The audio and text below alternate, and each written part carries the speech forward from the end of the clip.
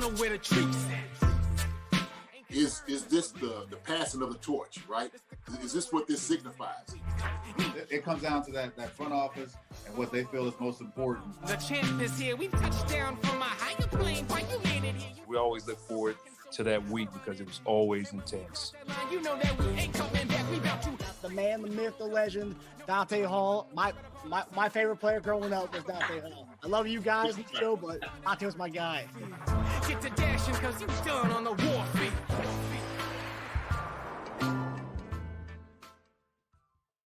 This episode of Chief Concerns is brought to you by betonline.ag. Hey there, Marcus Dash here from Chief Concerns. Just want to comment and say BetOnline is your #1 source for all your sports betting needs. Get the latest odds, lines, and matchup reports for football, baseball, boxing, golf, and much more. BetOnline continues to be the fastest and easiest way to place your wagers, including live betting and your favorite casino and card games available to play right from your phone. Head to the website or use your mobile device to sign up today and get in on the action. Remember to use promo code BELIEVE, BLEAV, for your 50% welcome bonus on your first deposit. Bet online, where the game starts.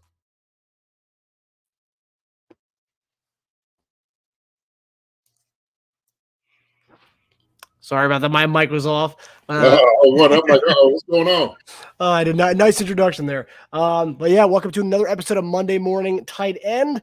I'm Marcus Dash here with our resident tight end, Jason Dunn. JD, we had a lovely show last night. We had, I think it was like our most amount of viewers during our live stream. I think we had 105 at one point during that. Pretty awesome. So again, everyone continue to like and subscribe to our channel if you're hopping on for the first time. We're starting to get new viewers every week, and so I'm really loving that, JD. How are you feeling after that loss? I mean, Chiefs Kingdom on Twitter today has been it's like they haven't been around for some of the dark times, like the 2013 year when Chiefs went 2-14. It really seems like people are really new to this whole Chiefs Kingdom thing. Yeah, I don't know, man. It's a little hectic out there right now. So, the thing is, when I'm seeing, some of the comments, where people are saying, I have a whole different perspective, especially, being a player. Yeah. And, to me, when I look at this and I see the fans and I see all the Twitter angst and worries and, suck and all of this, I'm like, some of these people, there's no way I could have played football with them. There's no way I would have had them on my team. Like being in the foxhole, seriously. And the reason is because, even as a player, things are not going to go right. Okay. You're not going to have a perfect season. Things do happen. Green Bay played a good game last night. I went over the film. I watched it, a couple times today. And so they executed a whole lot. And, kind of going back over it, there was stretches, man. The Chiefs played really well. They played really well. There was things, obviously, some of the calls that were made were questionable in the red zone. Penalties hurt us like anything else. Obviously, the turnover at the end by Patrick Mahomes was a dagger in our hearts.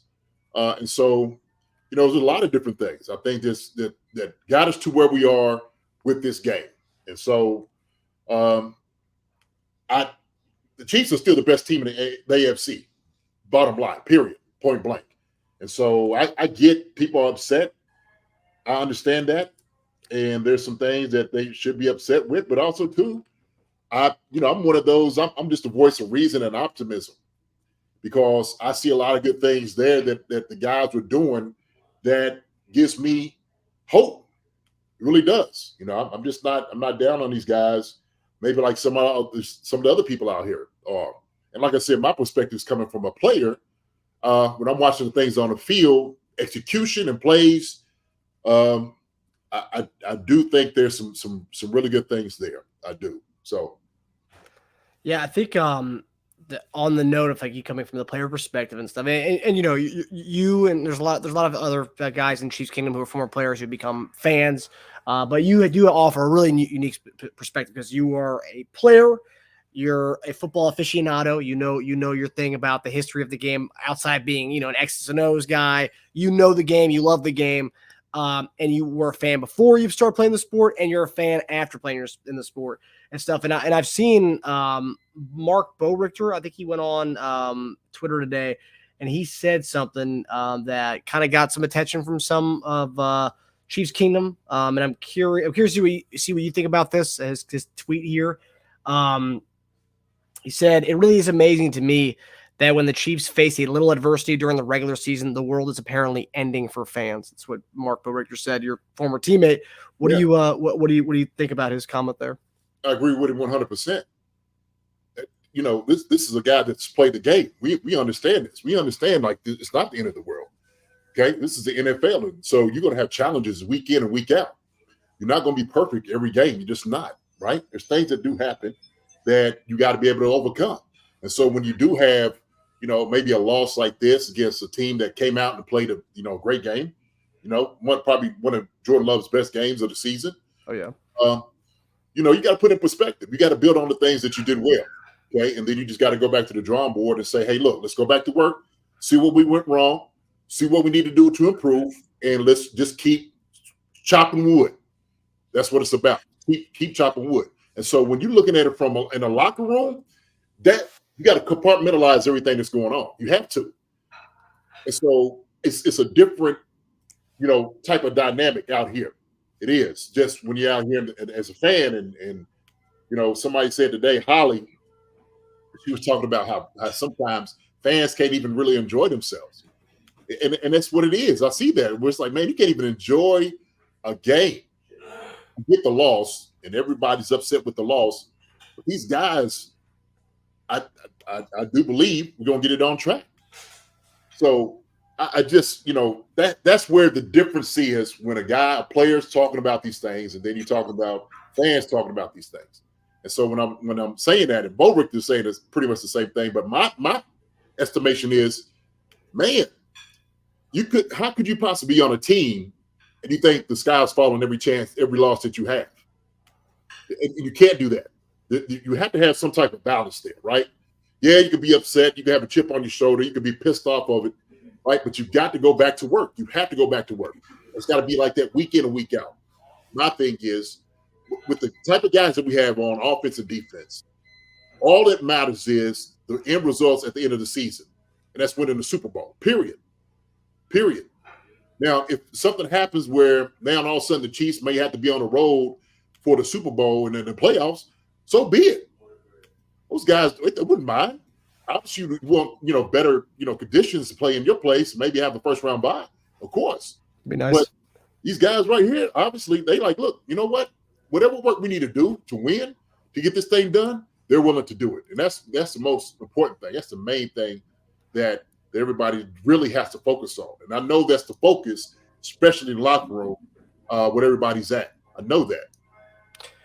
I've seen it. Before we dive into the grade show, and obviously everyone who's tuning in, this is a report card show. We're going to go over each position group. But there was a question I saw in a lot of the hot take shows today. It was, did this win show more about the Packers, or was does this say more about the Chiefs? I mean, you could say, I don't know, more about either one. I think it kind of, you could tell a story for both teams, to be honest with you. One is, I think the Packers have a pretty decent team with the wide receivers that they have, the weapons they got around them. Jordan Love, without a doubt, had a lot of poise in the pocket yesterday. He had a lot of poise in the pocket. I mean, he had some pressure on him. I mean, guys in his face, and he throws the ball up, and guys making plays. Christian Watson jumps up vertical and made the play. On that same drive, Dobbs catches a lollipop ball, comes down with it. They score on that. Yeah, it's the Watson score. Yeah. But Jordan Love, to even when he was on pressure and the people was chasing him down, he was getting rid of the football. He wasn't taking negative plays. I'm like, you know what? That's a smart quarterback. Like, a guy realizes, like, hey, look, what's the point of taking where you're going to be behind the 8 ball when I could just go ahead and line back up and see what we can do on the very next down? So he got rid of it. So that's a growth for them. I think Green Bay is a good team. They showed that. with their tight ends. Shout out to my guy Ben Sims, who scored a touchdown against the Chiefs yesterday. That was one of the guys that I coached in the NFLPA Bowl. That's awesome. Great guy, man. It was good for him to see it. Obviously, not against those circumstances, but Ben, that was good for him to make. But for the Chiefs, on the other side, the story for the Chiefs is, okay, I think now you're starting to watch receivers trying to distance themselves with each other somewhat, right? And what I mean by that is, certain skill sets that we have in that receiver room. We know what we have in Rashid Rice, okay? We still need to get more out of him. There's a guy that I think can bring a lot to the table in Richie James. We talked about him at the very first of the season. Yep. And Richie James is a very good wide receiver. He runs very good routes. I think we need to get him involved, right? Couldn't do it because he ended up getting hurt in the first of the season. Kadarius Toney, I don't know what's going on with that whole situation with him. No idea. But, hey, look, they're going to have to figure something out with him. They're going to have to. But also, too, Pacheco. We understand that we're going to have to start leaning on Pacheco a little bit more in a lot of different situations to help us out, okay? And that's going to help out with the running game, with the passing game, too. Yep. If you couldn't even see how Green Bay, because of how good their running game is, how opened up the pass, that I don't know what we're looking at. They're a clear indication about a team that runs the ball effectively or has somebody who runs the ball hard and opens up the pass, because you have to honor the run. You have to honor that. Yep. You need to take a page of their book for us to understand that too. And so I don't know, man. But I just see in certain situations, fourth quarter, we need to do a much better job protecting the football. Same thing with penalties. Figuring those things out, because we just got caught up in some of the penalties that took us out of position, to make plays. And then also, too, like I said, guys distancing themselves on a wide receiver is putting guys in position to make plays. And I wish I sent you a couple of videos, what I mean by that, but we'll get into it a little bit more, and I'll talk about it when I get into like the grading of each and every position. Yeah, I'm looking forward to this. I know a lot of people were looking for everyone's always looking forward to your grades, but especially after losses, that's where everyone kind of keys in on the certain position groups and stuff. But yeah, with that being said, JD, where we're going to go first with our first position group grade for the night? So,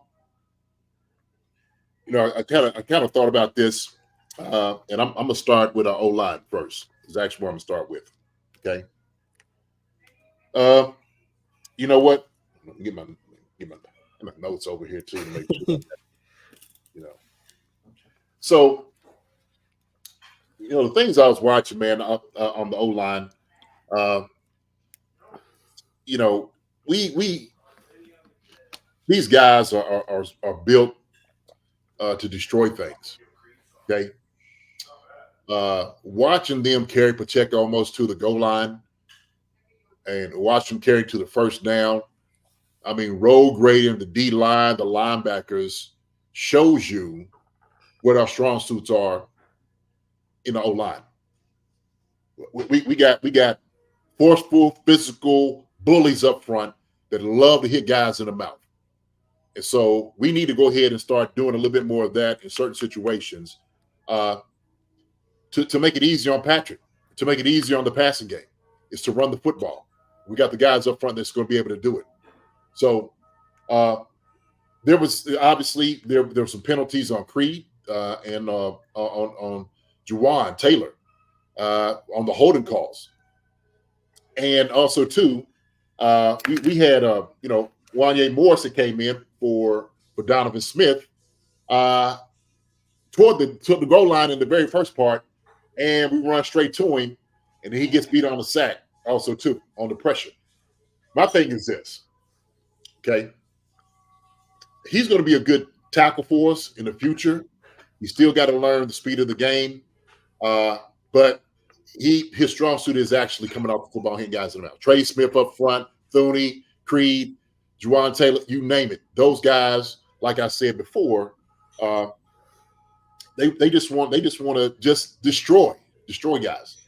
But the penalties is very concerning. We lead the NFL O line does in penalties, which is horrible. That's bad, and we got to do a much better job. And we had holding penalties that cost us in the game.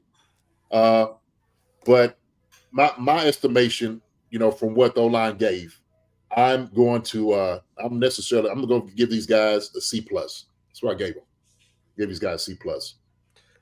What did you make of obviously Wanya Morris was thrown into the game in the middle of it with Donovan Smith having the neck injury? What do you make of Wanya Morris so far? Obviously, small sample size of what we've seen from him so far, but what do you make of his play so far? I mean, he's doing okay. I like the physical part of him. I like him, coming off the football. He still needs to, look, and this is all about reps. This is experience and reps. But getting the speed of the game. They'll say, look, they got some guys on the outside that will absolutely come after you.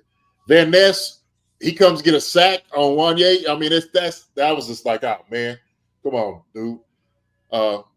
And you can't let that happen. When you first come in the game, you can't give up the sack like that. It's the second sack of the year. This is the second one of the year, and it gets it on him. But later on through the game, he started doing a much better job. Like I said, man, so he's doing a decent job. He did a decent job for coming in and fulfilling for Donovan Smith. But I think just overall, man, the O-line, even Donovan, there was that one where it was third and 9 going in at the I think it was second quarter. And Chris Collinsworth was saying it was a coverage sack. Well, not really. It wasn't. Well, there was two things wrong on that play. One was Donovan Smith kind of lunged and the guy got around him. Okay. He made Patrick come off the grass a little bit, which, Patrick could reset his feet to throw the football if he wanted to. Well, number two, the routes that they ran down there, it was 3rd and 9. You only need to get to the second yard line to get a first. It wasn't even good routes. It wasn't. No, the route concept that they had put together was horrible. Let me put it that way. All right, it was a horrible combination on what they wanted to run down there. Period. Point blank. That was the problem. So you didn't really have anything in the end zone. You had double team on Kelce. What's the name of it? Noah Gray ran one in the middle, which was covered up. Sky Moore ran an outside, a deep out, backside, which you're looking for the one-on-one, but that was a bad route. So it wasn't really anything that you could really throw for that one. It was I didn't understand offensively what they wanted to do that play, and that was on the coaches. That was the call. That was a bad call. So to me, it was bad in itself. But go back to the O-line, got a C+ for me. We just got to do a much better job. And Creed is the one that got that holding call during that time that took us back, because we would have had a first down. We would have scored. Yeah. We would have scored. So what did you make about that call? A lot of people were pissed off about that call. I don't think it was a hold. I mean, my personal opinion. It was a ticky-tack call. I said that last night. I don't. To me, I didn't really look at that as being a hold. Being holding. Matter of fact, the guy's throwing his hands up like he's being held, and that's a flop on the defensive side more so than anything else. And I think the ref went for it. Oh, he took hands up. He's got to be holding him. Creed was just blocking him too well. He was blocking him too well. So you kind of go back and forth on that call. I wouldn't have called it. I think that was a bad call in itself. But it is what it is, right? Yeah. It is what it is. So it take us out of from being a first down and go from the 2 to now being, second and I think it was like 16 or 17, something like that. I forgot. Yeah. So, yeah, horrible. Tough. What do you? And this is something I've noticed. And you obviously noticed stuff that I don't even notice, but I've noticed this throughout the season. I think it's gotten worse throughout the season. But Creed Humphreys, his snaps this year have been very inconsistent, and they're kind of like they're going very low for Pat. I don't usually see that from those two, and I've seen that a lot this year, where his snaps are going significantly lower, and Pat's kind of has to break his what he's looking at essentially to catch the snaps. Have you noticed that? I've seen it in a couple of games, but nothing to really be alarmed about. So, yeah, you kind of work on those things, and I know everybody's trying to rush up, and then maybe Creed is trying to make the count. He's making a call. He's putting in the protection on where they need to slide to. But Patrick always make that adjustment if he needs to. But yeah, I don't think that's a huge thing to worry about until you start seeing it go over his head or dribble on the ground. Then I wouldn't have too much to worry about on that one. So. Got a question from our guy Keys here. Here's an important question. If we are now almost into week 14, we're having plays where the route concepts are poor and still having other similar issues that are coaching issues, penalties, etc. Can you tell the fans freaking out why they should calm when those issues are still issues? It's a fair question. It is. And what I will tell you, to be honest with you, I think this right here is a responsibility of the coaches to get it right. And so I'm going to leave it on Andy to make sure that everybody's on the same page in the coaching staff, in the coaching, as far as like what you had to put out to the guys about what they need to do on each and every play. And they'll evaluate it. Coaches go through, they evaluate it. They evaluated, I'm sure, on the going back home. They evaluated this morning. They evaluated this afternoon. And so they all get coached up like they coach the players. And Andy's going to do the same thing as far as like, look, this ain't a good combination of what we were trying to do on this play. Like we could have definitely made a better adjustment or a better call on this one. And so I think sometimes when Andy sees things like that, where it looks like it's inconsistent, I think that's where he kind of takes over. And so I don't know as far as the dynamics, right? Because nobody really speaks out of the room who's calling plays in certain situations. We just don't know that. And so maybe anybody be like, that's on me. Okay. And so he's got to take the brunt of everything because he's got to be one because he's the head coach. So he's got to put it on his shoulder. So my thing is this. The coaches got to make sure they do a much better job. And part of that is explaining to the guys exactly what it is that you need from them. Okay? Everybody needs direction. But the responsibility of the coach is to put guys in the right position to make plays. And I'm not seeing that. I'm not seeing that.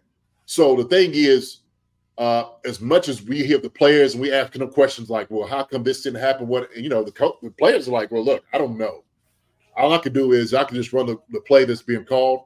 I could just try to get open when I'm, when it's called to me. But this is without a doubt, this is definitely beholden to the coaches. No doubt about it. So, I don't think we say that enough. I think sometimes we kind of give a pass because it's easy to jump on the wide receivers because of what they wasn't doing early on in the season.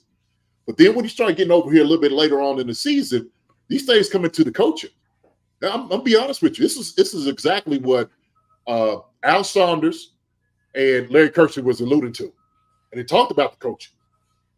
Al Saunders talked about getting into the rhythm, getting out of some of the things that you do all the time. Right? You don't want to be predictable in your play calling, and so that's a lot of good knowledge right there, in just saying that. So the same thing, like, shoot, if MVS is, still maybe not running the route like he needs to, well, what is it that the coach didn't convey to him that he's still getting wrong? What is happening in meetings? Right? So what is the miscommunication? What is that? But without a doubt, man, that's on the coaches to get this team right and get them better. So I look at it like the staff that we have, Andy Reid, Nagy, and those guys, got to make sure they're going to do some things a whole lot better. So he said, I like what Larry said about seeing on film what you're coaching and allowing. Absolutely. That's 100% on that, Keys. Because if a guy keeps doing the same thing and fans are asking this question, me as a player I'm asking this question, what are you coaching? What are coaching the line out there on the field to happen? So that's important, man. The instructions got to be there. It's got to be there from the coaches. Every single player out there still gets coached. It's very important because we don't see everything as a player. What we think in our head is going on around us, a coach up top can tell you even more what coverage you're getting. They can tell you that. So this thing right here, man, I just is just killing it. It's killing me. So Sapphire Madron, JD, I asked before, is the KC offensive playbook just too complicated for some of these receivers? No, I don't think so. I don't think it is. I think everybody talks about with its complications. I believe it's just technique. I think it's understanding zone, what you should do, sitting. I think it is, maybe a little bit more versed in like your route running. Like when I look at certain routes, okay, Sky Moore ran that deep route I just told you about a second ago, right? It's supposed to be a 10-yard out. He starts his foot in the ground around 7. Even if he caught the football, it wouldn't have been a first down. Well, is that on him or is that on the coach or is it on both of them? That's what I'm wondering. So if a coach is getting away from this, is hey man, you need to get 10 yards. You got to get the first down. How is it that you're putting your foot in the ground at 7 yards, you got to go to 10? At the very least, if you know you got a 10-yard out, you should be able to put your foot in the ground at 9 yards. Come out your break.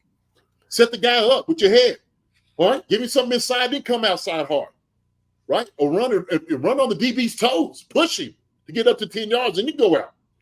So those things like that is something that I believe goes into the coaching. So what is the coaching telling the players? That these guys are not getting. And if this wide receiver is not getting it, he doesn't understand it, you come sit with me. Fine. You don't understand it, you come sit on this bench with me. Don't even worry about getting into rotation. You don't understand it. Until you understand you run it the way we want you to run it, you have a seat. And that's how it's got to be, period. But if you allow this to happen, as a coach, then so be it, buddy. This is exactly what you see. This is the product you're putting out there. And this is an indication what the guys are running out there, wide receivers and everybody else, and the O-line, whoever it may be, that's the indication of the coaching that's going on in the room. Bottom line, period, okay? I just said it. There it is. All right? I'm not throwing nobody on but I'm just telling you that's what it is. That's the indication of coaching that's going on out there right now. We can sit there and talk about it. Look, I know we're grading, but I about to go to it. We can talk about this right now.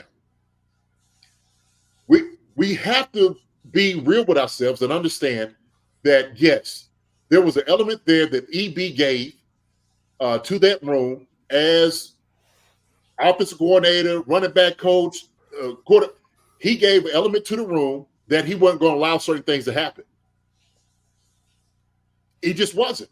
And so if he had to get into a coach's ass about something, he was going to do it. Okay? He was going to do it. I don't know if nagging them are doing those things. I don't know if it's just the soft coaching that's going on, pats on the back, hey, we don't want to. No. Something needs to change. Somebody needs to turn over a table in the room and send somebody out. Somebody needs to point somebody out on film like this right here is not going to get it done. We are not going to win a championship with this performance. And I don't care who it is.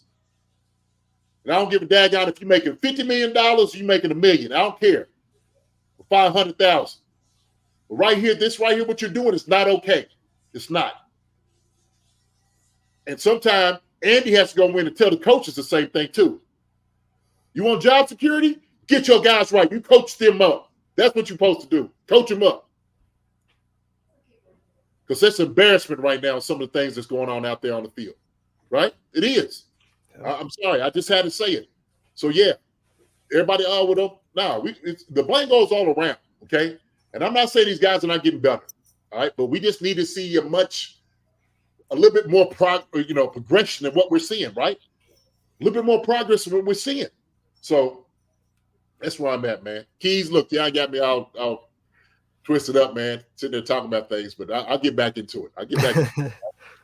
So let me go right there to the wide receiver. I'm giving the grace to the wide receiver, okay?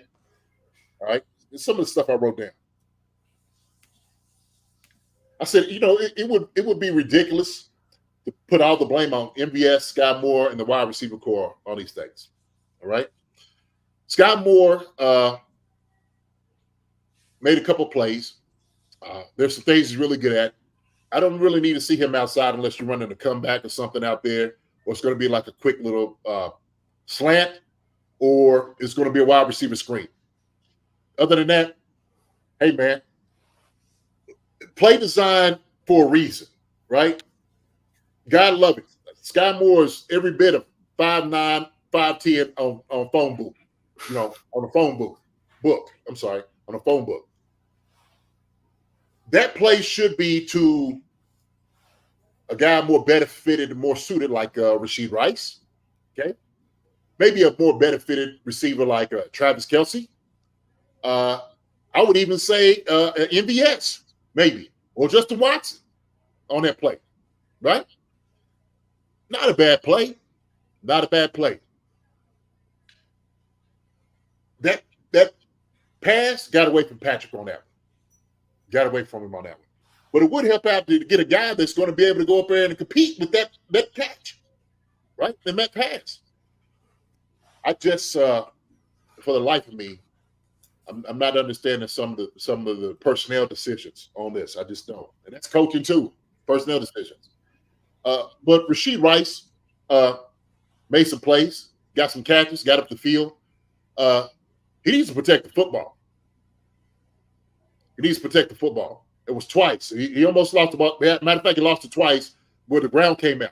Okay, he didn't do a much better job of ball security. Okay, because it's going to cost us. It's absolutely going to cost us. All right. So I'm not letting him off the hook. He needs to do a much better job on the blocking as well. MVS made a first down for us. Good job. Now I need for you to compete on other things too, MVS. Obviously, it was PI at the very end of the game. We know that. The one ball that Patrick threw to him where MVS should have probably went back outside. I don't know what the miscommunication on that play was. I have no idea. Patrick is holding his head. MVS say, look, I'm just running the route like I'm being told. So that's something else they need to get together. Like, that's a play that you can take and say, hey, man, what were we doing on this play? And look, there's going to be miscues in every single game. And with the quarterback and receiver, there's going to be miscues. It happens in the course of a game, right? That's the truth. It's just glaring to us because it happens with the Chiefs, and we see it, and we call it out. We call it out. So the guys in the wide receiver room, Kadarius Toney, I have no idea what's going on. I don't know if it's you or it's the coaches. I don't know what's happening. It's almost like they don't even know how to use them. I think they try and use him like a Deebo Samuel in a sense. I don't know. But even Deebo gets more touches than that. Deebo gets more touches than that in the first quarter than Tony's been getting in the entire game. I did like first half they didn't use him. Second half we come out, we kind of have some window dressing. He's moving around the backfield. He was just there doing motions. Defense is obviously keeping an eye on him. He's a threat. Just get the ball there, and then they do the the direct snap handoff where Pacheco hands it off to him, and then they blocks from him. That was the only other time we saw him after that, and never again after that. Yeah. So that to me that's the issue. I don't know as far as what we're doing. I don't even know if they got it figured out what they want to do with Kadarius Toney, and that's a problem to me because then it's like what we trying to get into rotation. Well, we want to get him some touches and get him going. But yeah, put him out there on the edge. Put him out there outside wide receiver. Let him go make some plays. He's a hell of a wide receiver. He's a hell of an athlete. How come he's not being utilized out there? So we can get the pageant answer. Oh yeah, well we're gonna get him involved and do. What does that mean? Because right now what we're seeing that's no involvement. This guy's not getting involved at all. Matter of fact, we're wasting his talent. Yeah. So with that being said, man, I give the wide receivers a C-. That's where they are. Gave them a C- this week. And we wasted draft picks trading for a guy that we're not even using. I mean, it's so his whole story is so weird. And the fact that all offseason, all we heard out of our Chiefs guys, Mahomes, everyone, oh yeah, he's our number one. He's gonna be the number one guy. What number one? I know he had the injury going into training camp or the first day of training camp, but I mean, it was a minor meniscus tear. I mean, I don't know. I mean, he should be fine by now, but like to not use him at all, to use him a lot week one, and then from then to now, just like barely using him. Probably what happened was didn't get any touches first half. locker room, Randy's like, we're gonna get something for you, KT. What the first 2 drives you give him something and that's it? I mean, like what is this? It's silly. I don't know. I have no idea, man. And it almost thinks me. I'm almost believing that he ended up getting maybe re-injured at meniscus. Maybe it was a little setback because we wanted to put him out there because we knew Travis Kelce wasn't playing, so we put him out there, right? So I think that's the problem. Yeah. And I'm looking over in the chat. Yeah, these small wide receivers, we got plenty of those. But I told you, this offense is geared for the small wide receiver. That's what we're looking for. So we can't look at other offenses and say, well, look, we're looking for, like a Christian Watson or, a Dobbs. We're not looking for the 6'3" guy, 6'2" guy, 6'1" guy. We're looking for the guys that can get in space and make plays. But please, be a guy that can catch the football and get up the field with some yak yards. Right? I just said it, man. We do. We got – I said this is a small wide receiver. This is what this offense is built for, small guys. Small guys. So, hey, man. And talk about a guy who would be able to go up and get the ball that they threw up to Sky Moore. Kadarius Toney may be small, but he's shown that he can jump up in the air. He has some hang time to him. Remember the Jacksonville game where he adjusted his gloves in midair last year? That's a guy who should be getting that ball thrown to him, not Sky Moore. And he's quicker. Yeah. He's got a little bit more experience. I think he would have went after that ball, right? Oh, yeah. Like at least if you don't have a shot at it, go knock it down. So I don't know, man. Watched the play a couple of times. And it looked like, to be honest, Patrick just was determined to throw that route. Like that was his first key, and he was just going to throw it. And he lofted it. He didn't think that the DB sloughed off the guy. He didn't run up on Sky Moore. He kind of opened up. But when he seen it, he opened up. He's like, oh, shoot, this could be my ball. And he went to go get it. But he was further down the field, and that's what he just got away from Patrick.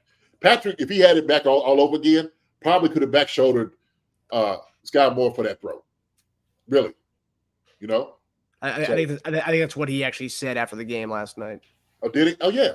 That's the truth. I didn't get to hear that, but that's the truth. When I'm looking at it, I'm like, back-shoulder that guy. But he lofted it, anticipating that the guy was going to be more on the inside than what he thought, what he expected. So that goes to my guy. I'm gonna go ahead and I'm gonna talk about Patrick Mahomes.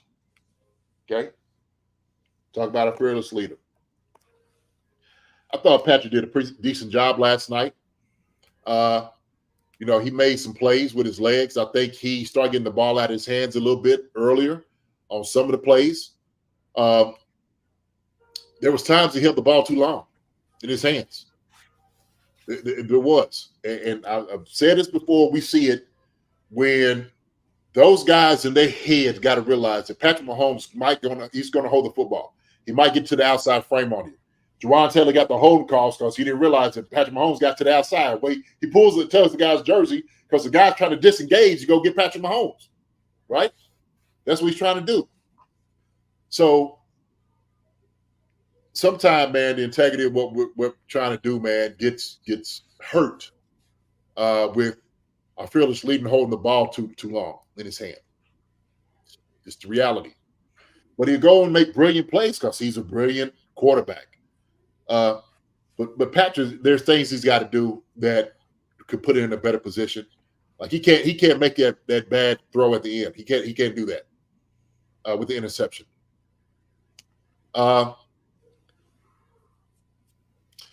With that being said, Patrick did what he could to try to get us in the game, try to make plays. Defense is just look. And I know we talk about the wide receivers are not going to get open, but when they're dropping, it's 7 deep. They're going to rush 4, and they're hoping that one guy's going to be able to get off and make a play. And that's what they were doing.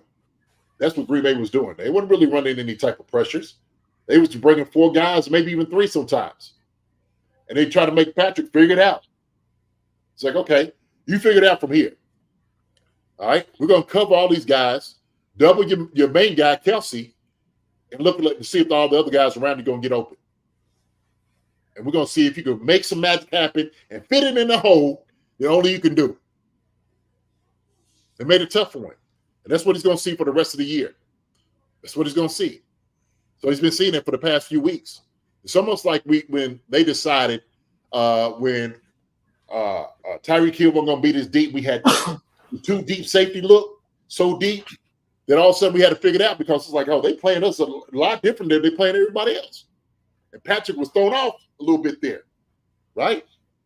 But another thing, man, the coaches got to make sure they give some combination routes, some concepts, Patrick Mahomes, so he can get open. He can throw guys open. They're not doing it. Not doing it. But I'm going to give Patrick, man, I'm going to give Patrick, I'm going to give him a B minus. Give him a B minus. This was mentioned by somebody in the chat, JD.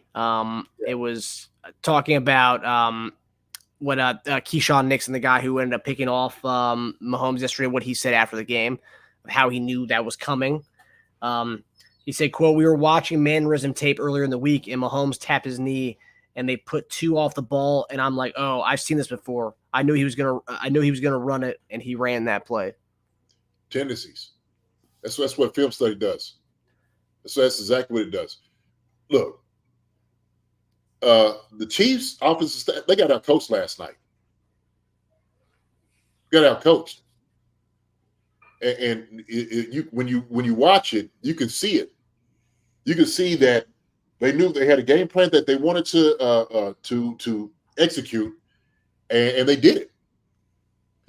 They're watching these films. I'm telling you, they understand the guys got tendencies. This is exactly what Al was talking about, breaking some tendencies of what you do.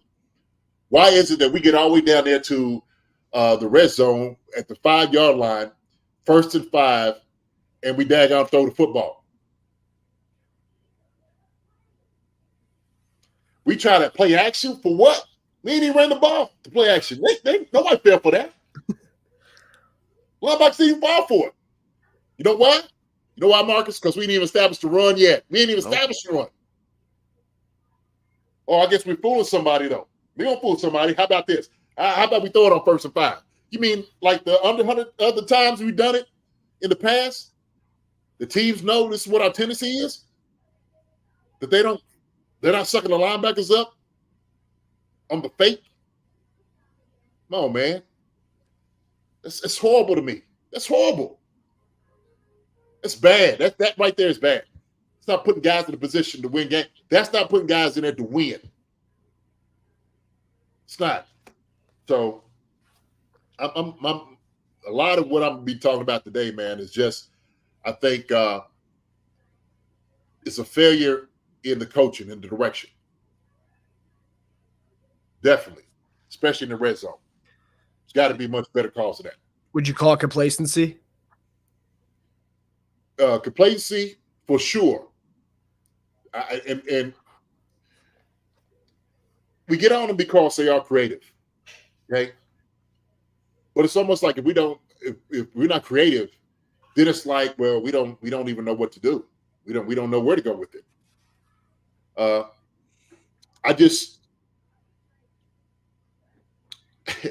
It's almost like they're hiding behind the wide receivers doing bad. That's what it feels like to me. It feels like that to me. Okay?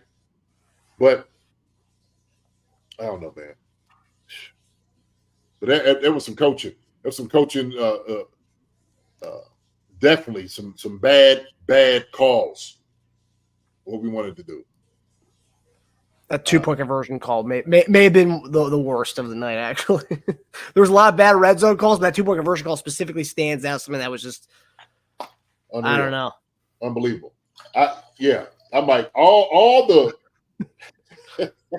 all the calls that y'all got, the 500 other plays that y'all have, this is the one y'all want to run. Okay. Well, okay. I got it. So I gave our quarterback a B minus. He's got to protect the football at the end. He's got to help he's got to help his tackles out on certain plays. He's got to, so he can get better there. Patrick needs to get better. and he knows he's going to see 4 guys coming at him, 7 guys dropping deep, maybe even 8 into coverage, and they got to be able to figure it out. So, all right. So, tight ends. Let's go to the TEs. You know, I was sitting there saying, to all the Travis is getting old and he's ready to retire crowd. Travis actually looked good last night. He actually looked good. Okay.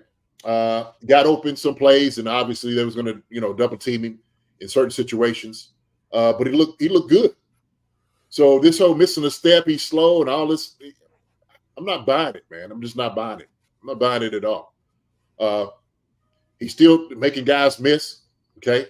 Yeah, he might be, but he's still effective. He got open last night a couple of times because, Patrick took off running and it sucked the linebackers in, right? Now that's the one time that actually we're threatening the secondary when they see Patrick Mahomes take off, right? And so this where Travis started getting open, but he had a good game last night, blocked some guys, did a great game. Noah Gray getting into the end zone, Blake Bell making some blocks. I give my tight end guys a B+. I give them a B+. Oh, yeah. Definitely agree but, there.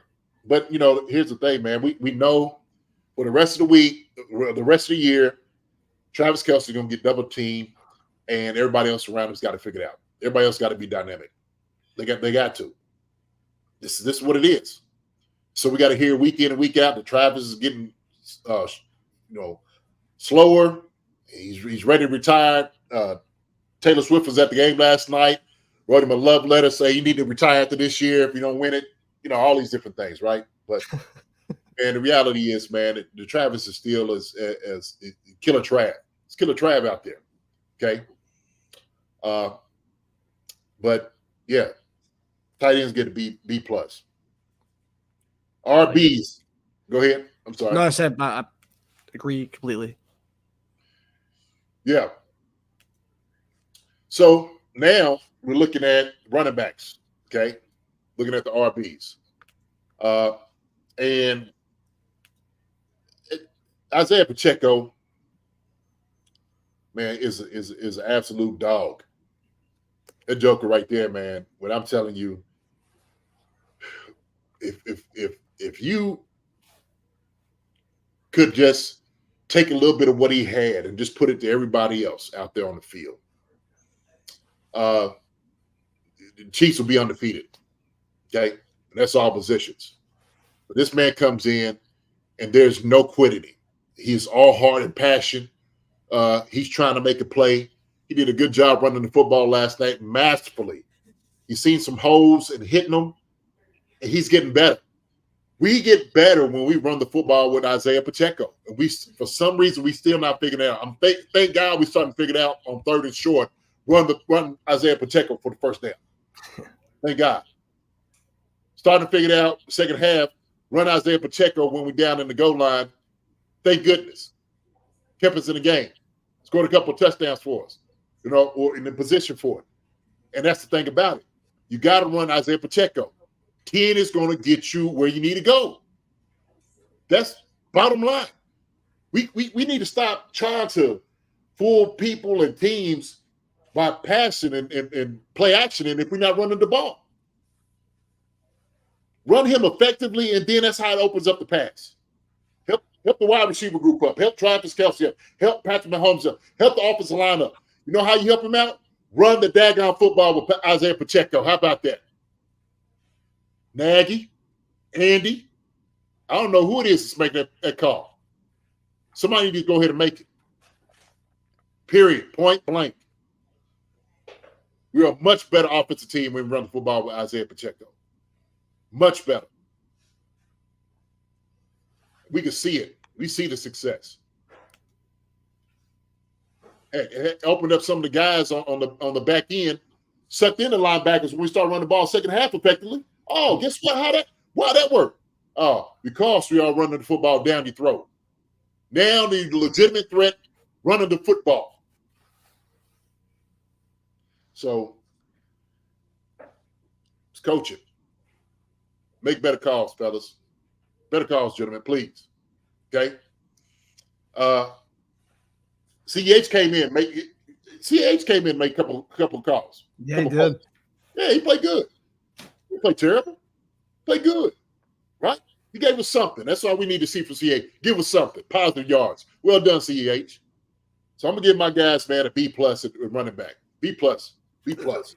Sticking with running back, JD, we didn't really mention this on the show last night, but this is something that I obviously Rice's fumble didn't get called back, right? So it was down there, but we lost 15 crucial yards that would have been important on that final drive because of Pacheco, swinging at the guy. They were having a little scuffle there, but of course the last guy, the ref always sees the last guy.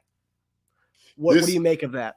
This is where he has to absolutely get a hold of his emotions. It plays like that. This is where the healthy part's got to come in out of it. And, at the end, he gets up and he does he does the little, extra stuff when he gets up, right? Just get off me. And, guys hate that. They really do, right? Because it's like, hey, man, what are you doing, right? Like, man, I'll hit you in your throat next time you try something like that. And he does it. He does. He gets away with it a lot. He does. He gets away with it a lot. But the defender, I don't know who he was fighting with, wasn't taking it. So he's like, I'm going to give you a little bit piece of your own medicine, okay? You cannot, I don't care, you cannot take a swing at a guy. This is where you got to get better as a young guy. Hey, man, keep your head about yourself, okay? Because that costs us. That's where he can't let his emotions get the better of him, all right? And absolutely right, Marcus. We need you. Can't put yourself in jeopardy over some stuff like this. You definitely can't take a swing. So somebody need to get in his tail. Somebody need to get in his ass about that one. Hey, man, what you doing? We trying to win a game here. Look, it ain't about that right now. It ain't about that, okay? Go back to the huddle. Line back up. Let's go. So it's young team, man. These young guys. But, man, he is lightning in the bottle. We understand that. He's passionate. Some things we need to do, keep that in check. EB would have got that in check. Oh, yeah. Quick. So, all right. But I do. There's two things that. So Andy Reid pretty much echoed what you said, that he's kind of have to be composed out there. He can't be doing that stuff. But Mahomes, on the other hand, he said after the game, "I love the fire from Pop, man. That gets us going as an offense." Yes. Obviously, it got a flag in that situation, but I mean, we were already in a bad situation. I never want to take the passion away from a guy. He'll learn from it. I'm sure he won't make that mistake again, but that's the stuff we need on this team in order to have the success that we want to have. What do you make about that? Say the last part of you. But that's the stuff we need on this team in order to have the success that we want to have. I agree with it. Sometimes you need that spark. You need a hype man. Okay? Isaiah Pacheco is a hype man. Because sometimes guys can be, just so caught up in their own thing, right? Maybe not want to make a mistake, not want to do, particular things. And you need a guy just to turn loose, let loose. Like, hey, man, look, turn it up. What we doing? Come on now, get up off the bench. Get that long face off of you. We're talking about going out here to score. You need a guy like that. Pat don't feel like doing it all the time. Travis Kelce don't like doing it all the time. So you got this young buck coming in. Hey, man, let him come swing the dreads around a little bit. Let him get up a little bit, get some of that juice. All right? They love that. Offensive line loves that. They love it. You always need a guy that way. Always need it. And not to mention the penalty. The penalty is one thing, but on top of that, you got a glove on. You're gonna take a swing at a guy's helmet. I mean, whenever I see guys taking swings at other guys when they're wearing their helmets, I'm like, what are you doing? Like, you don't have a boxing glove on. You have a freaking receiver glove on. Let's not do that. You don't want to break your hand and have, God forbid, be out for a couple of weeks on top of a 15-yard penalty. But it's like this. The things, some of our strong suits can also be a detriment to us. So the strong suit is his passion and, how he loves to play in his heart. Yeah. That could also get him in trouble, right? So you love a guy like that when you're going out on the town having a great time, and then at the end of the night, heck, you got to get the sucker from jail somewhere. You know what I mean? Because he's over there fighting everybody. All right. Yep. And he's a hype man when he comes in the club. Now you love him, right? Because you know girls gonna see, oh my God, they love the exciting guy. They love the dude, the bad boy does everything like that. But at the end of the night, somebody got him in the chokehold and he's over there jumping through the crowd trying to beat up everybody because he's drunk. Mm. It's Pacheco, man. You just got, hey man, hey, look, not tonight. At the end of the night, listen, no fights. I don't care what it is, no fights. All right? Yeah. Just okay, everything's gonna work out, but don't at the end of the night, man, don't lose it. Just don't lose it. And that's where he is, man. That's where he is. So yeah. So that's where we are. So JD, that was done with the offense there. We did have one question from our guy, TPT, Chiefs Football Podcast. Thanks for the contribution, brother. He's asking, you got a couple questions here for you, but is it the worst AFC playoff opponent? Is the worst AFC playoff opponents, but also Mahomes is the worst team has been on. Can we get to a Super Bowl realistically? Okay. No, yeah, I got him. I see what he's saying. Okay. So it isn't. I wouldn't say no. It's not because of what the opponent's been showing. Okay. We know the Ravens got a great team. We know the Jags got a good team. If we're thinking about, they're saying Pittsburgh, I don't know if Pittsburgh, if they make it, but everybody's expecting Burrows, right? And they're expecting Josh Allen. That's what they're expecting to play. But it's just an indication how bad they've been, right? And so this is not a participation like type of contest. I mean, you got to win games, and so to us, because the NFL, which I love, is teams are not, like I told somebody today, teams are not just going to lay down on you because you're a Super Bowl champs. They're not. Green Bay wasn't going to lay down for that. They're not. But is this Mahomes this worst team he's been on offensively? I would say it's this not the worst team. Maybe the talent in the wide receiver room is not as good overall. It's not. I know Tasia said last night that Rashee Rice was like a what did he say? A better version of Juju. Yeah, I don't believe that. Not yet. He's not. He isn't. Juju is a reliable receiver. He knows how to get it open in zone. He knows how to get open on man. Juju he's a proven vet. Rashee Rice is still learning how to do those things. Okay, so he's got some time to grow. He's got time to grow. Now, does he have potential? Yeah, he has potential, but he's definitely where we was at last year, wide receiver wise, with Juju. Definitely better than this group.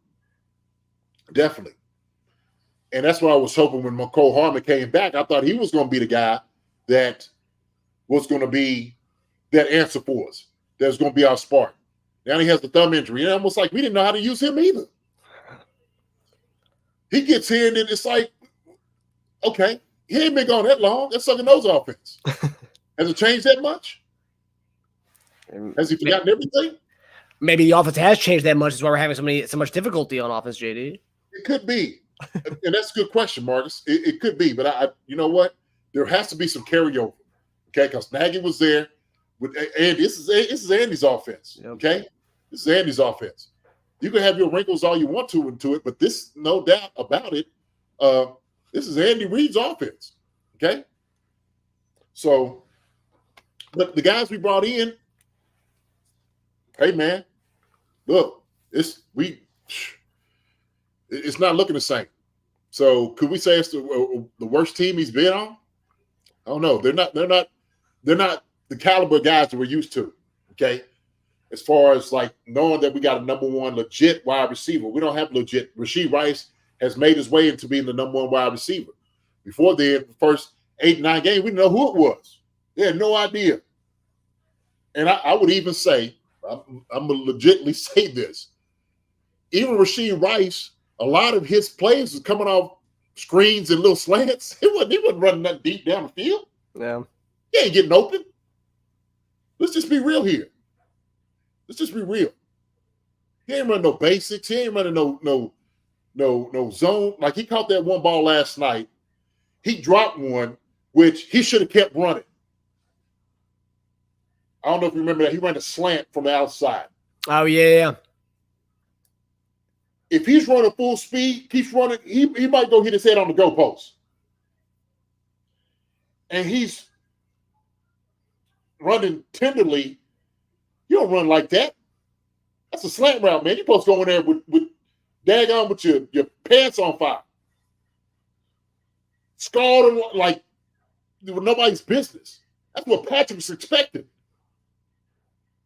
You don't measure your steps up on slant route? What the heck? Are you kidding? So, yeah, we can talk about how good Rashee Rice is, but he's got a lot of room to grow, man. He just catching screens and slants and getting up the field. So he's great at yak. We seen a little bit of what he can do catching the ball last week, that the back shoulder catch. We seen a little bit what he can do. How about we build on that? Yeah. We didn't see none of that last night. Nothing. So let's just be honest. Let's be real here. Let's be real. Are we utilizing the talent that these guys have in that room? And if we're not, that goes into the coaching. Yep. Get the ball in the hands of the playmakers. Okay, how are we gonna do it? Are there other things that guys can do? Is MVS the only one going to throw a deep ball to, or Justin Watson? Are they the only ones?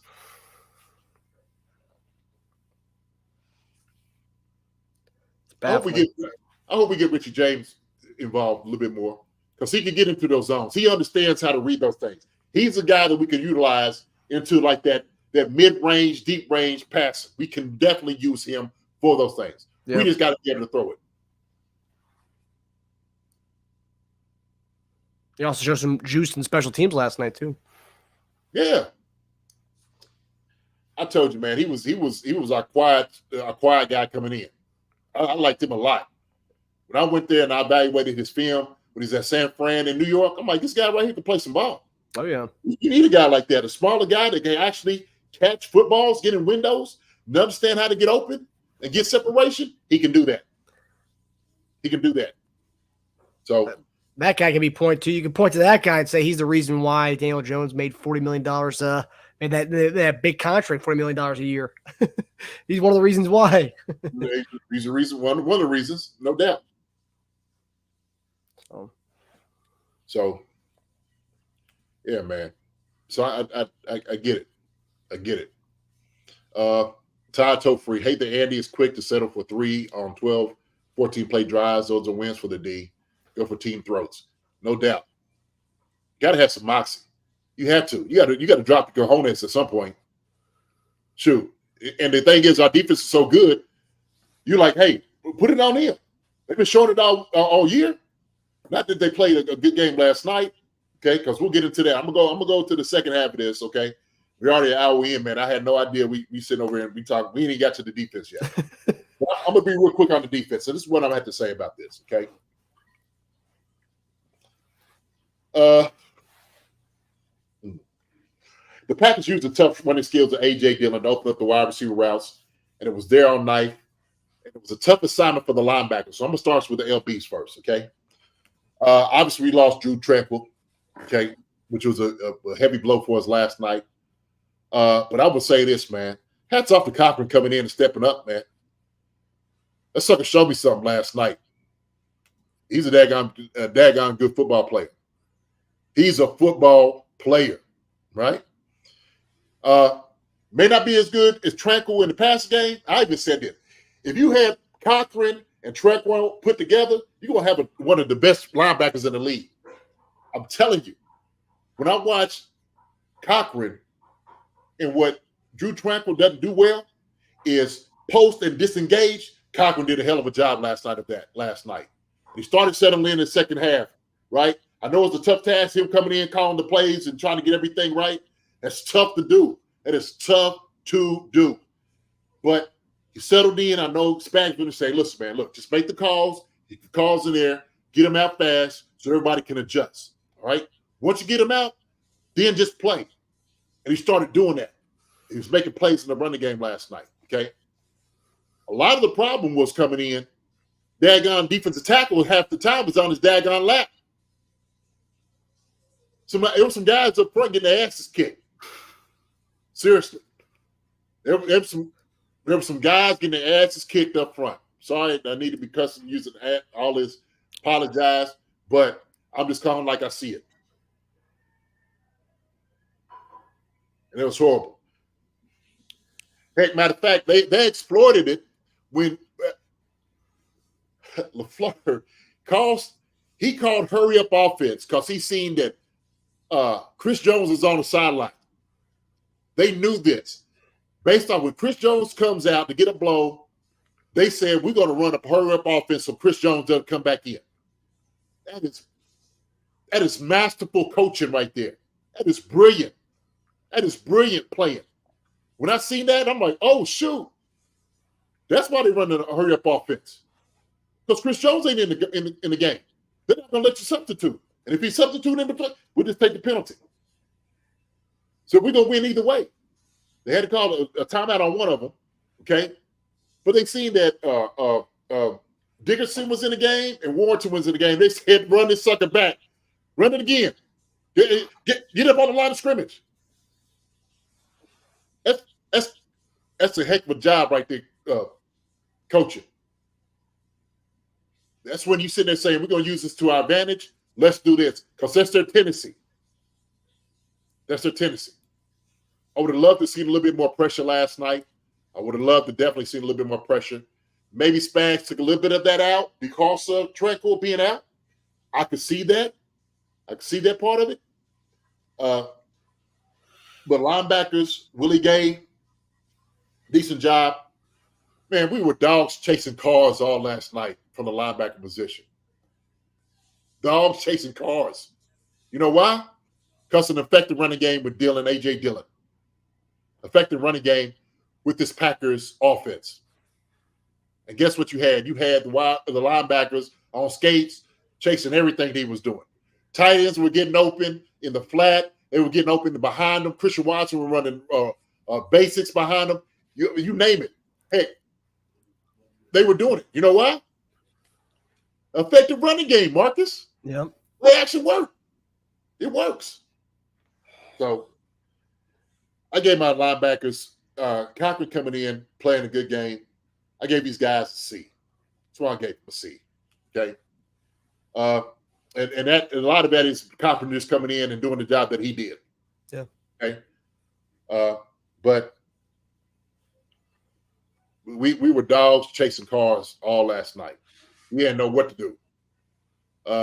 And the times that we were trying to go, come off the football, come off the blocks, heck, we had to get not just they're all line off our laps. Our D-line was in our laps too, getting blown down the field 5 yards. Yep. Bullied. Some of the guys getting bullied up front last night. I'll let you go to the film and find out who it was. Okay, named a couple of them. I saw a highlight of Noddy getting like wiped out on his butt last night. It sucker was on skates. If I didn't know any better,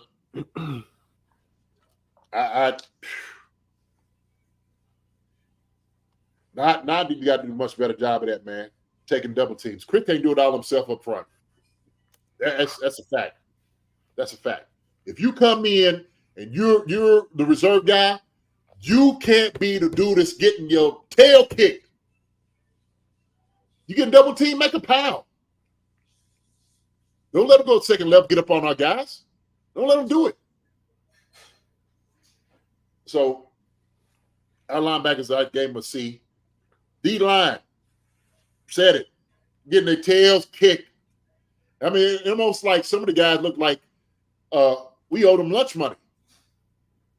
That's what it looked like. Looked like we owed lunch money. 95 was probably the only one that he can only do so much.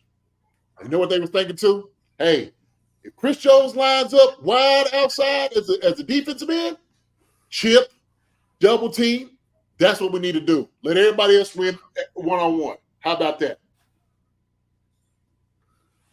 That's what they did. Chris Jones still needs some help.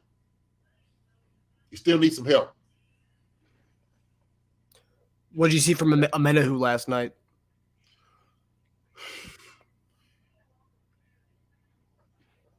Amenahu was sometime. He would come off, make some plays, but I still need to see a little bit more. And maybe it's just where he's playing kind of inside. Look, we're getting our leverage too on D-line. We can't get we're not pressing anybody. Tight ends are kicking our ass at defensive ends. They are. I'm just gonna call it like I see it, man. I'm gonna call it like I see it. Okay. Those are the little jet sweeps running to the outside. We were just getting our leverage. Our defense ends wasn't coming off the football. We are not pushing anybody back on the offensive line other than Chris. He's the only one I see playing in the backfield on our D-line. Charles Amenahu needs to do the same thing too. Yeah, they did, Todd. Green Bay got a lot away with some hold. They sure did. They held their butts off all last night. Enhanced the faces too. Oh yeah, didn't call nothing. Didn't see not one call. Not one call. So I gave our D-line. I gave them a D plus. That's what I gave them. We got the 3 sacks last night. But I think a lot of that had to do with just kind of falling into one. Look, George Kalafdis, and I love him, and I love, because he's that no quit guy. He's that no quit guy. But when he's going against certain guys, man, we got to see more. We got to see more from that pass rush. Okay, got to see more from that pass rush. We're a little on the sides on that. That is, our D-line didn't do a very good job last night at all, except Chris. Chris did a good job last night. Okay, he was just touches here and there from getting other sacks. Yeah, he really was. But need more from our D-line. Need more from D-line. We got to keep those guys off our linebackers too. So. As the season continues, JD, is Chris Jones making even more of a case to get the money that he wants in the offseason from Kansas City? I mean, come on. I mean, for real. To me, who gonna get in here? He said even Dana, you didn't like his performance. Dana could have did a much better job. He was getting pushed off the line too. He was getting reached last night on those jet sweeps and stuff. You got to engage and push. Look, I used to play defensive end. Okay, so when I'm grading these guys, I'm just basing off of me playing the position. I understand that. Like, you got to engage and push guys back. You have to. You got to play on their side of the line of scrimmage. That's what a good defensive end does. That's what a good defensive tackle does. You got to play in the backfield on each and every play. On each and every play. Come off and make plays. I don't see guys pressing guys back. I don't see them being in guys in their chest pushing guys back. When I'm looking at defensive ends coming out from pressing, I'm looking at a Tamba Ali. I'm looking at a Jared Allen. I'm looking at guys that I know when I'm sitting there talking about, this is what you're going to get from this guy. Okay? That's my standard. That's what I'm looking at.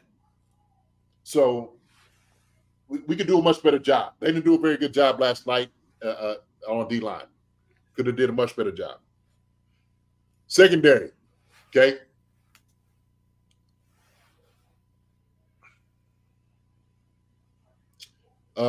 This is a tough task for our guys. And the thing is,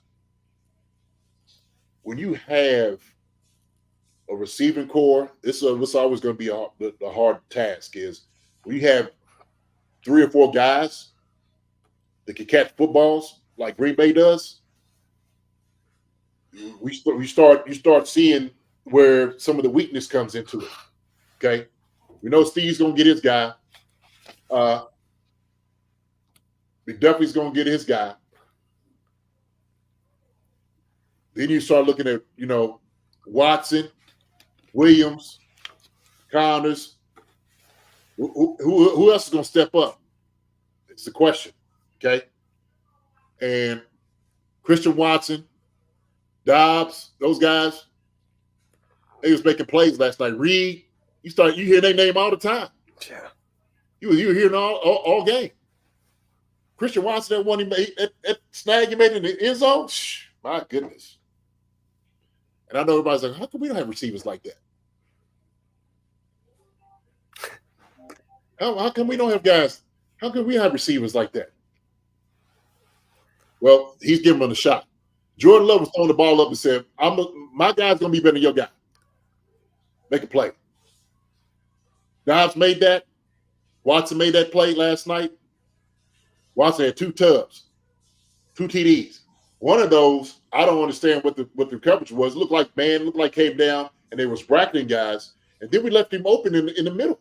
And Cook went toward the flat. I don't know what he was doing. Left, I forgot who it was on the island. And I know it's sitting there like, man, I know I got help in the middle somewhere. Somebody got to give me help. Looked around, nobody. It was this play right here, JD. I think that was the McDuffie. Yeah, that's exactly what it was. Yeah. That's exactly. We look at the say, he's like, man, where's my help? Where's my help at? So, oh man, they had a rough go at it last night. But it's good receivers, man. It's good receivers. They're gonna challenge the DBs, and we knew it was gonna happen. If we don't get pressure on Jordan Love, then that's what you'll see. That's what you see. So go ahead. I was going to say, I thought it was going to be a good matchup because if you think about it, the Packers receivers are just like our DBs. They're like the second-year guys, like some are first-year guys.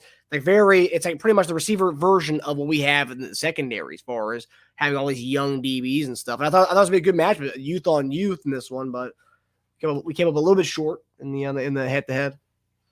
Well, Cook getting hurt, Reed going out for a little bit. That's it affects you a little bit. But those guys they're behind him, they're capable guys. They're capable guys. The thing is, you just got to rattle Jordan Love. That's the key to it. If you're getting pass rush, you're getting pressures and all those different things, then everything works out the way it's supposed to work out. So I gave our DBs last night, rough go at it. I gave these guys a C-. Yeah. I gave them a C-. They could have did a much better job last night than what they did. And they gave way too much to the receivers. They was getting open. I mean, comebacks, out routes, you name it, basics. They were getting it. Over routes. They were there. A lot of it opened up because of the running game too, behind the linebackers. So a defense LaFleur had a good game plan. I thought Space could adjust. It's tough. Your general in the middle goes out, get a guy come in, back up. It was a tough one. So he knows he's letting it fly, but he also understands that there's things that he's limited to what he can necessarily run. I just, the tight end last night did a good job for him. Kraft. Oh yeah, plays. He blocked his tail off too. So Green Bay played a good game last night, man. They did. Played a good game against a very good Chiefs team, Super Bowl champions. And they came in and they executed what they needed to execute to win. Yeah. They needed things to go their way, and it went their way. Okay. So what are you gonna say about that? Other thing is, man, we just, when you sit there and you get out coached, you got a running back getting 3 to 6 yards every rep, every pop he's getting, and AJ Dillon. Those are the type of teams right here that are very dangerous. Jaguars are a very similar team to that. They're a very dangerous team just because of it, because of the running element, because of the wide receivers they have, because of the tight end that they have. They're a very dangerous football team. That's what makes them very, like when I start looking at the playoffs, Jags is a very tough team. Shoot. Ravens are a very tough team because they got some receivers in the game. They got some running, the running game is going to be able to do a good job. So you have to look at the teams that are geared toward how we match up. Okay. So, shoot, that being said, Miami, tough team. Some dangerous teams in the AFC, man. Some dangerous teams. So I know TPT was talking about, my brother. Appreciate, first off, the contribution, but also we thank you for the question. But the playoffs ain't going to be easy. There's some good teams in the playoffs, man. Some good teams in the playoffs. So good thing for this is Nick Bolton's coming back next week, okay? We have time to get these things right. I think in the coach's room, if they do their due diligence and putting these guys in the right position to make plays, we're going to be fine, okay? And I know we're still experimenting, putting guys in positions to do things. I think now there's some things you can eliminate. Let's throw it away. Here, let's rip this one up. It ain't going to work, okay?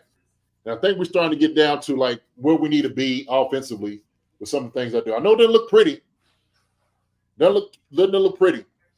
But football's the same. It's tackling, okay? It's tackling. It's making plays, all right? Eliminating penalties, eliminating turnovers. We do those last night, we win the game. We win the football game. Yep. Period. Bottom line. So that's why I'm saying I'm encouraged. I am. Even with some of the things we see that's going wrong on offense, man, we eliminate those things, we'll be fine. And it's all about us. It's not about what the other team is. It's all about what we do and do not do. We'll seal our fate. We'll seal our fate. Yeah. So, you gotta look within, focus on us, and let other teams do their thing, and just focus on getting right for the rest of the year. You brought up Nick Bolton last night. We talked about it on the postgame show. The Brian Cook injury, the picture that was going around the internet of how bad his ankle looked. I don't know how, but thankfully not broken. X-rays were negative, no break, and he could be back for the playoffs. I mean, that's wow. I mean, you saw a photo, JD. That was great. I mean, what the heck? I mean, the body's a wonderful thing, man. We can get contorted in all type of different ways, and sometimes, man, it just, fortunate. Just fortunate. It's really fortunate. A guy who's been a hero to our team this year probably has the highlight of the year for our team in that Germany game. So, yeah, it's great for the fact that he could be coming back late season, possibly postseason. So it's great. We'll have hopefully have a whole healthy unit by that time. Yeah, I think we will. And look, we've been fortunate for the guys not to be hurt. We've been very fortunate. Okay, so I hope this injury bug doesn't start hitting us. Yeah. But if guys are coming back at the right time, okay, which I think they will, Bolton coming back will be a huge for us, especially coming against Buffalo. This week coming up. That is a major plus for us. It's a major plus. And we'll see, man. This is going to be. We know we're going to have to bring some noise and some heat against Josh Allen. Okay, this Buffalo team. Yeah. Another team that's they're very good. We know, very talented team. We understand that. We know they're a very good team. Okay, they're obviously their record doesn't reflect that. Okay. Yeah, they got some problems going on up there. But as long as we come in and we do what we're supposed to do, play sound football, we'll be fine. We'll be all right. We'll be all right. Yeah.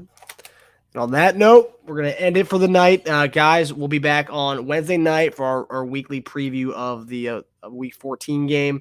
So yeah, join us 7 p.m. Wednesday night. JD and I will preview the Buffalo Bills game. That's a big one. Mahomes, Josh Allen, another chapter in that, and those two facing off against each other. But we'll see you guys Wednesday night. Loved everybody commenting in the chat again, and we loved all seeing the new faces, the new names, and everybody. So love you, JD. I love you, my brother. I appreciate everybody coming out, talking to us, man. Let's keep this thing going because I love engaging with you guys. He said he just got the all 22 just came up. All right, good, perfect. But from what I see at D-line, need a little bit more penetration. And yeah, they studying, what's what teams are going to do. They got enough film on everybody right now. They know what you're going to do. So Jay's going to be watching that on his computer while having the Monday night game on the background. Yes, sir. All right, y'all. Be good. Appreciate it. Have a good one, everybody. See you Wednesday. Hi, everybody. Thanks for watching. Subscribe here to get the latest from the show. Also, be sure to check out the best clips from Chief Concerns.